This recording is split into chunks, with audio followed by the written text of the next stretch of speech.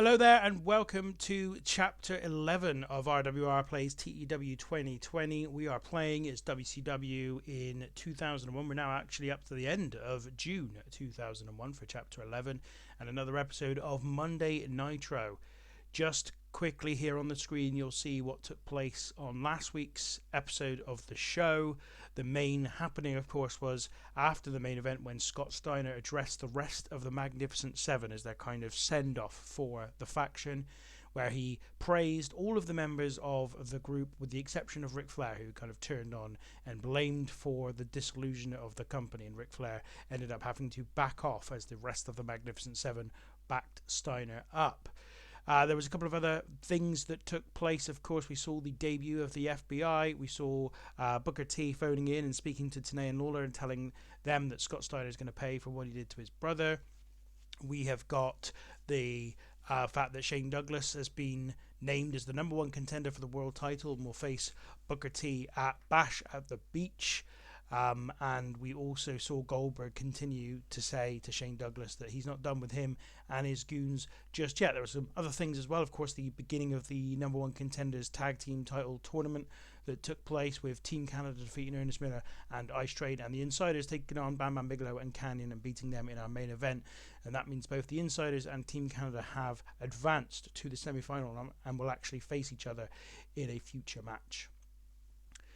So to today's show then, and we're going to kick off Nitro in just a moment, where we've got 5 matches already pre-booked. They include the next 2 matches in that tag team title number one contenders tournament, as well as 3 individual singles matches, where first of all Bryan Clark will take on Air Paris, Shane Douglas will take on AJ Styles, and Bill Goldberg will face Brian Adams. So without further ado, let's get on to Nitro. So here we are then, and for the first time since starting this series, we have got a show that is in the northwest of America. In fact, it's in Alaska, the Soldotna Sports Center. I imagine that's how it's pronounced, I don't know. But yeah, we're in Alaska, which is a strange old place to hold a show. Whatever the case, doesn't matter. We're in the northwest region of North America for the first time in the game, and we've got 1,805 people in attendance for this one. The first dark match of the night sees Jason Jett and Lash LaRue take on James Storm and Chris Harris, and Jett and LaRue take the victory in 7 minutes 15 when Jason Jett pins James Storm, a segment rating of 33. And you can see there James Storm's rating was not good at all. Lash LaRue and Jason Jett are okay. This is just a pre-show match, no problem at all. Another pre-show match, Jim Duggan and the Insiders against the Road Warrior Animal, The Wall, and Mike Sanders. This one went for 7:45 and saw Diamond Dallas Page pin The Wall. Segment rating of 61. Kevin Nash really good, DDP really good. Jim Duggan and Road Warrior Animal okay. The other two not so great. Got a little bit of a little bit of a bind really with Kevin Nash, in that he is without a doubt the single worst influence backstage at the moment, but he's also really performing. Obviously he's got a high level of popularity. His contract is up in about 6 months time, I think, and my kind of thought process is that we will keep Kevin Nash on until the end of that contract, but at the same time he is causing problems backstage, and we are on the precipice, I think, of a major problem backstage, so I may have to accelerate his exit from the company. But for the time being, Kevin Nash is still with us and performing really well. So on to the main show. The episode of Nitro begins with Vampiro versus Ernest Miller. Vampiro winning the match in 8 minutes and 6 seconds by submission after some interference from Hugh Morris. And so what we had here was Hugh Morris walking to the ring midway through the match and distracting the referee, allowing Vampiro to hit Miller with brass knucks and get the pin. So obviously Hugh Morris and Vampiro have been feuding for a little while, but now there appears to be some kind of strange dynamic that's going on. Segment rating here of 58. Vampiro gets another victory to his name. Ernest Miller not bad here either. And yes, a continuation of the Vampiro and Hugh Morris stuff. Next, we've got in-ring segment where Tony Schiavone introduces Shane Douglas for an interview. Schiavone asks Douglas about his match tonight versus AJ Styles, and Douglas says that when he was approached by Eric Bischoff about his proposal for tonight, Bischoff originally wanted him to face Bill Goldberg. He said that he told Bischoff that there was no point in him facing Goldberg because he'd already proven that he was way too much for him at the Big Bang. Douglas then continued that he pinned Air Paris at Great American Bash in the 6-man tag match, and he hates an incomplete set, so petitioned Bischoff to face AJ Styles instead.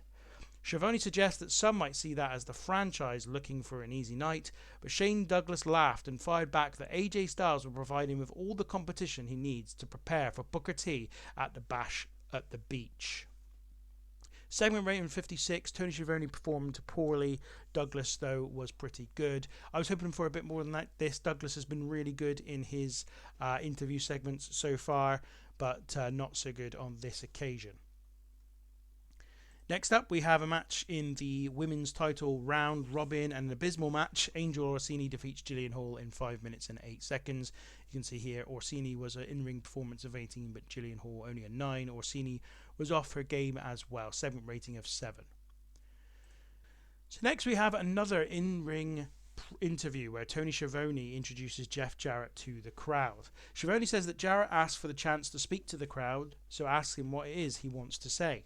Jarrett says that he has had the production crew whip together a little video of Nitro from 2 weeks ago and wants to have them play it now. The video shows Jeff Jarrett smashing a guitar over Sting's head on the show and Sting being taken out on a stretcher. Tony Schiavone asks him what of it. Jarrett says he has heard that Sting has been given another week off due to his neck injury. He says he can't be the only one who smells a rat. Schiavone asks him what he means. Jarrett responds by saying that Schiavone probably knows Sting as well as anybody, and asks him whether it feels strange that Sting wouldn't be in attendance either last week or this week to mark such a tremendous win like the one he had at the Great American Bash at War Games. Schiavone admits that it is unusual. Jarrett then says that's what he thought. He says that he believes Sting is done. He says that WCW is hiding the fact that Sting's career is over. He says they're hiding it because Sting has been the last line of defense against those looking to wield ultimate power in the company, whether that be the Four Horsemen, the NWO, or the Magnificent Seven, and without him, WCW is in trouble and the fans would be in despair. Jarrett says that he is simply exposing the conspiracy, and says that this conspiracy could change the course of professional wrestling. He says that if you want to know the name of the person who made all of this possible, you need look no further than the man who finished Sting off with one guitar smash. It's Jeff Jarrett. That's JEFFJARRETT. He then asks the production crew to play the video one more time as he walks off laughing to himself. So segment rating of 73 here. It says Sting came across well. That's me having made a mistake a little bit with the particular segment here. Sting should have been an off-screen person, but it doesn't affect things too much. Anyway, good segment here. Jeff Jarrett kind of bragging about his smashing guitar over Sting's head a couple of weeks ago. Next up, Bryan Clark takes on Air Paris in the first of those 3 singles matches, and Bryan Clark defeats him in 3 minutes and 50 seconds. Bryan Clark, a in-ring performance of 48, Air Paris only 34, and segment rating of 37. Apparently the two had good chemistry, and Bryan Clark gets a dominant victory in this one. Next up, in a backstage interview, Tony Schiavone conducts an interview with Shane Helms. Helms says that after Chavo Guerrero Jr. interrupted his match with the Great Sasuke last week, he wants to offer Great Sasuke a rematch for the title. Chavo Guerrero then arrives on the scene and tells Helms he can't give another shot to Great Sasuke. It's time for someone else to get a turn, and says that someone should be him. Helms tells Chavo that he's more than happy to defend the title against him as well. Anything to get the chance to kick his ass, but it won't be on Chavo's terms because he'll be speaking to Eric Bischoff about booking a triple threat match for the title.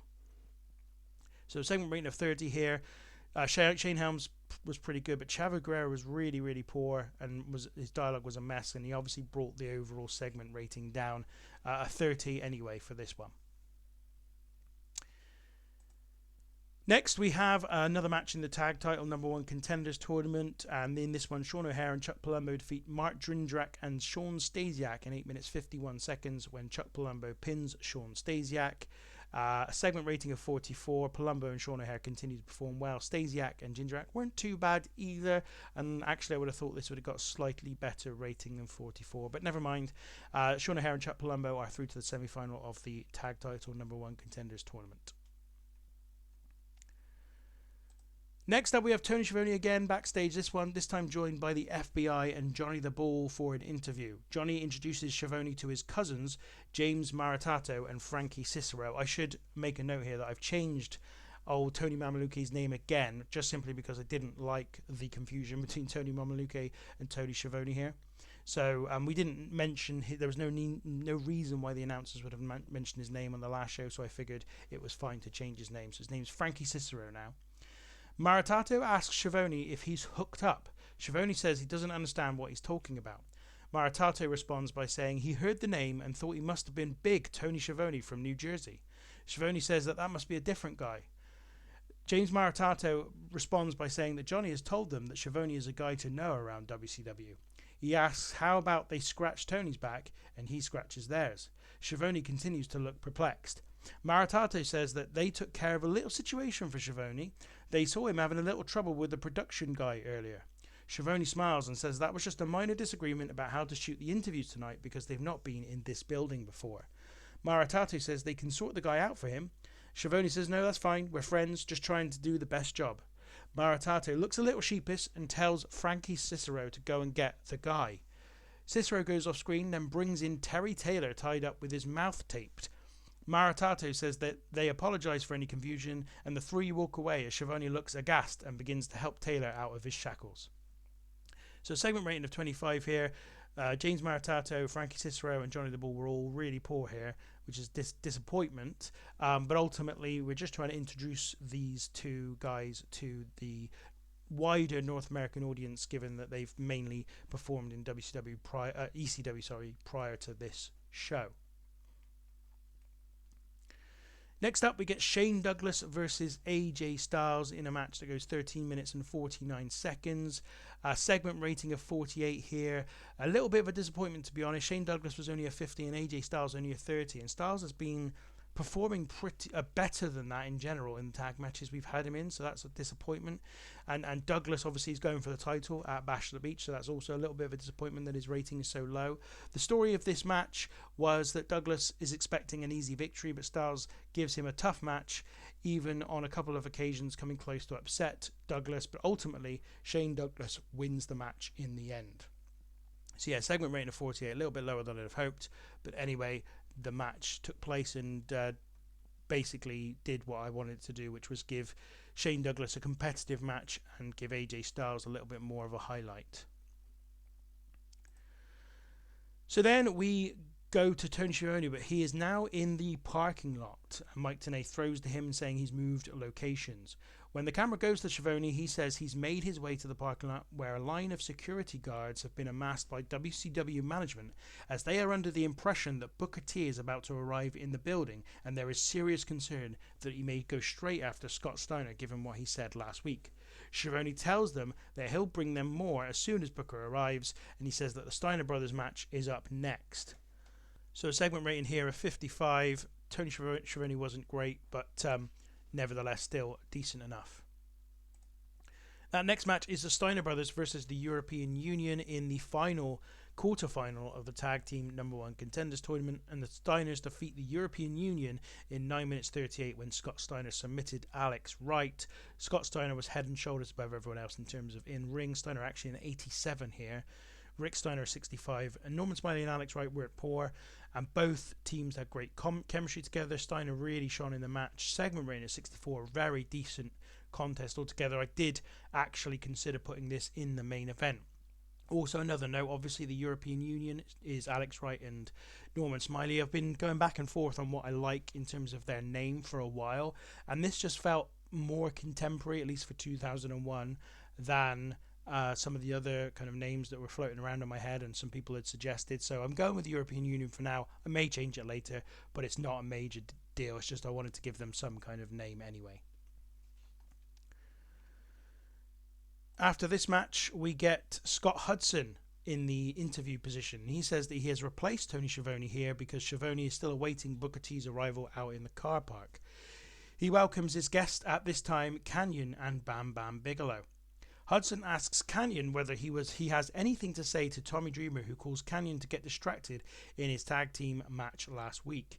Kanyon says that Tommy Dreamer got involved in something that didn't concern him, so he's asked Eric Bischoff to set up a match on Nitro next week for the two of them to go at it one-on-one in a no-holds-barred match.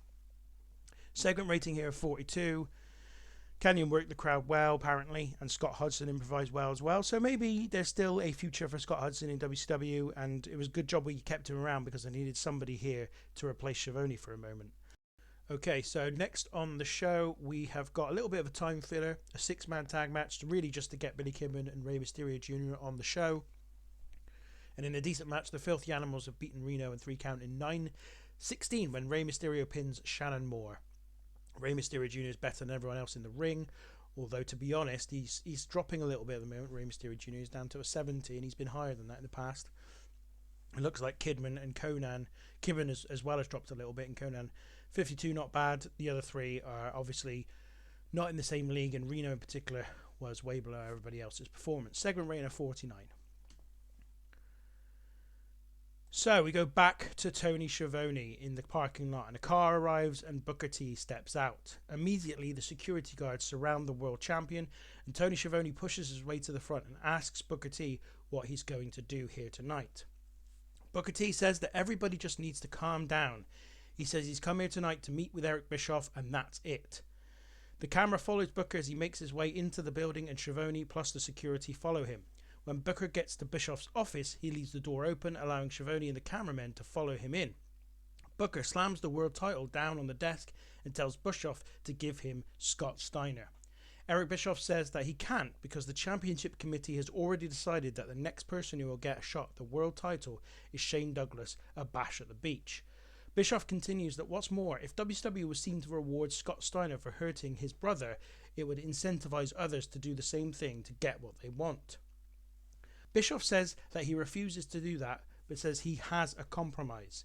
Bischoff says that next week he's booking the match right now. The Steiner brothers and Shane Douglas against Booker T, Chuck Palumbo and Sean O'Haire, giving Booker T plenty of opportunity to get his hands on Steiner.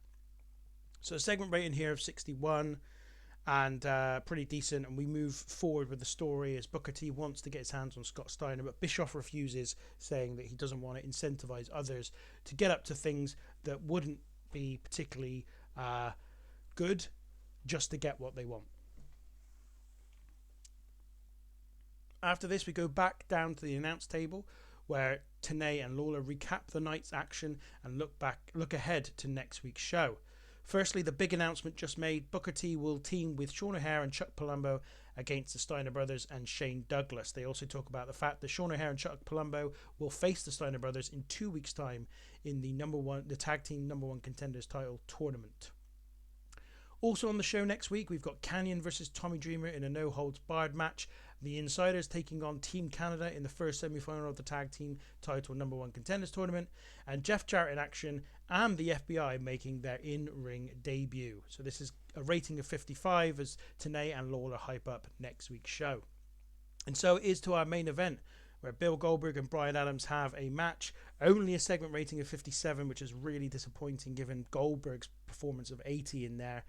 Apparently the match suffered because of a lack of selling on display, but Bill Goldberg beats Bryan Adams in 7 minutes and 42 seconds. After the match, Bill Goldberg is attacked by Bryan Clark, who gets in the ring and takes Goldberg from behind. Goldberg fights back, but by that point Bryan Adams has recovered and Chronic beat him down. After throwing him into the ring steps and beating him with chairs, they eventually powerbomb him through the announce desk. Goldberg's prone body is lying in a heap of table as Nitro goes off the air. So a segment rating here of 50. Not a great segment again, as Goldberg has got his problems with Chronic, and a slightly different, disappointing end to the show. In fact, I think this is probably going to end up being the lowest rating we've had for any episode of Nitro so far. So that is the end of the show, and as you can see, overall rating of 60, and that has lost us popularity in 2 regions. So that will be in Mid-Atlantic and the Southeast, where we have a higher popularity than 60 already, but it did increase our popularity pretty much everywhere else. And yeah, and that's largely down to these 2 last segments. And I was, as I said, originally tempted to have the Steiner brothers face the European Union in the main event, and that would have been a better decision because that would have probably meant that our overall show rating was higher than the 60 that has lost us popularity in a couple of regions. But I just felt it was important to mix up what was in our main event. We obviously had a lot of tag team matches in the main events previously to this, and I just felt like we needed, and a Goldberg match against Bryan Adams I felt was a big enough attraction to give us the main event we wanted, but ultimately it fell a little bit short. And that is the end of another episode of Nitro, and a show where I think on paper, it's really weird this, because I obviously, I'm putting together the show and then writing down like a script for what I want to happen in the show. And as I go through that script almost, I kind of get a feel for whether I like it or not, or how I feel like whether it's good enough or not. And on that occasion, I felt that it wasn't as good. I mean, obviously part of that is impacted by the ratings that you get for individual segments, but it just wasn't a show that I thought was going to be quite as good as I thought. Perhaps one too many long talking segments where the people are kind of explaining lots of stuff. Like, for example, I wanted Shane Douglas to explain that it was him who pushed for the match with AJ Styles, almost to show that he was taking AJ Styles lightly. And also the Jeff Jarrett kind of promo where he's talking about Sting and kind of the conspiracy theory that he thinks is out there that Sting actually is done in terms of his career. And then in addition to that, I have the Tony Schiavone kind of comedy kind of segment with the FBI, which I don't know how that will come across. And also the Booker T kind of promo where he goes into Eric Bischoff's office, and they were all quite long and wordy. I'm looking at the script, and I've got like about 8 or 9 bullet points for each of these, and I think maybe that was just a bit too much all in one show. But nevertheless, we've got to kind of transition from what we were doing at the Great American Bash to what we're looking to do at Bash of the Beach, and that's just kind of part of the doing that. So a little bit of interesting news here. Raw is War on Channel 4 is now going to be shown in a later time slot because they've been struggling to meet the expectations of Channel 4. This is one thing, and this affects obviously us as well. I don't really like the game mechanics about how the television networks kind of judge you, because they judge you on the quality of your show as opposed to the ratings, and that bothers me a bit. I feel like that's the ratings should be the thing that they judge you on, but instead they sort of go, well, you should achieve this minimum standard for each show, and then they'll be happy or not regardless of your ratings, and that's a bit of an issue for me. In addition to that, they'll only sign with you if you are a certain size, and they'll only re-sign with you if you're a certain size. But I just feel like the whole mechanism behind and the mechanics behind how TV companies decide whether or not you're achieving what they want should be through ratings as opposed to the quality of your show. But anyway, I don't understand how the quality of WWF Raw hasn't been high enough for them anyway, because the quality has been absolutely off the page. And again, like a show rating of 87, Chris Benoit defeated Billy Gunn in a main event with a 95. I mean, that's an extremely low key main event compared to what they've had recently. So anyway, and our report feedback from viewers has been the show was awesome again. So I think because we're kind of quite high in popularity in 2 areas, that kind of offset a little bit and made it look like it was a worse show than it was, whereas everywhere else we pretty much increased our popularity. So we've got to be pretty happy with that. Okay, so that's everything for this particular episode, and of course we'll be back again in a short while. If you're enjoying the series, please give us a subscribe so you can continue to follow along, and of course give us a like, because that's always really appreciated as well. And yeah, until the next time, thanks for watching.